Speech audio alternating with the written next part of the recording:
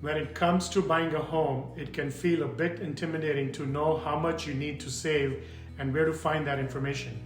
But you should know, you're not expected to have all the answers yourself. There are many trusted professionals who can help you understand your finances and what you'll need to budget for throughout the process. Hello y'all, this is Jay Singh, your DFW real estate guy.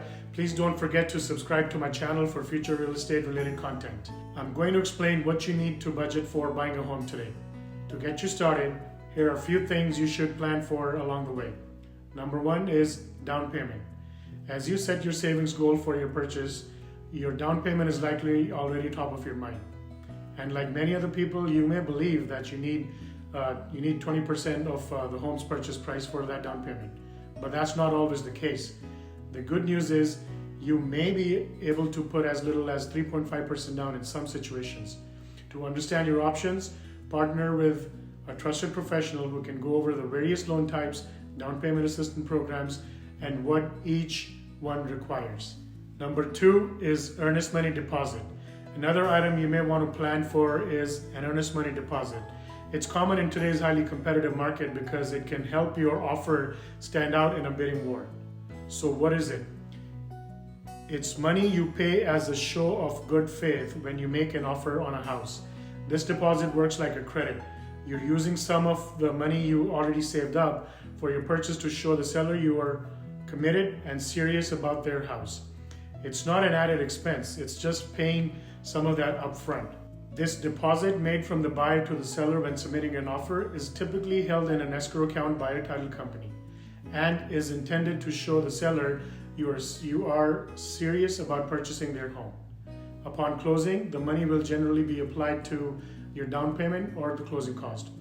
In other words, an earnest money deposit could be the very first check you will write towards your purchase. The amount varies by state and situation. On average, however, you can expect to hand over 1% to 2% of the total home purchase price. Work with a real estate advisor to understand any requirements in your local area and what they've recommended for other buyers in your market.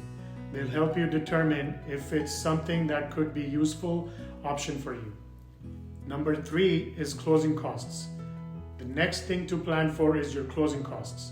The Federal Trade Commission, FTC, defines closing costs as the upfront fees charged in connection with a mortgage loan transaction, generally including but not limited to a loan origination fee, title policy, title insurance, survey, title company fees, and prepaid items such as escrow deposits for taxes and insurance. So basically, your closing cost covers the fees for various people and services involved in your transaction. A home costs more than just the sale price.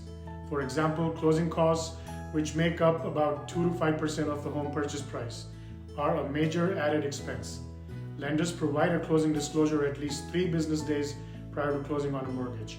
But buyers will need to budget for these added costs ahead of time to avoid sticker shock days before closing.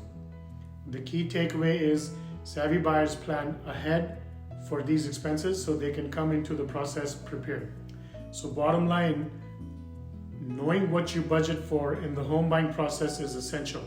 To make sure you understand these and any other expenses that may come up, let's connect so you have reliable expertise on what to expect when you buy a home.